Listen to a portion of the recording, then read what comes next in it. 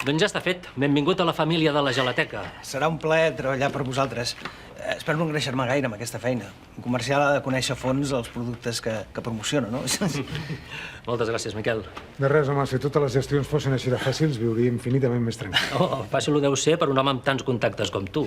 Per mi no ha sigut senzill trobar un comercial de bandera com ell. No, si al final hauré de demanar un augment de sou abans d'hora, tu. Ens anireu segon, estic convençut. Doncs podríem mirar de començar a congeniar ara. Em pensava que començava a treballar demà. El primer dia de feina sí.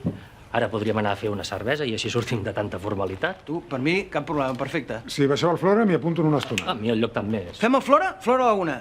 Flora a les 2. Perdoneu, Flora a les 3, sí? Adjudicat? Sí, sí. Perdoneu, contesto i ara vinc, Quim, escolta, pots venir? És que em trobo molt malament i em fa por que li passi alguna cosa al nen. Si aneu baixant al Flora, recullo i de seguida estic amb vosaltres. Som-hi! No puc. M'acaba de saltar l'alarma del... Tinc metge. Fa una setmana que havia demanat hora i no... Que passa res greu. No. El colesterol alt. És... Llavors pots posposar-ho. Els augments de sou s'han de guanyar des del primer dia. És necessari que marxis d'aquesta manera? Queda't.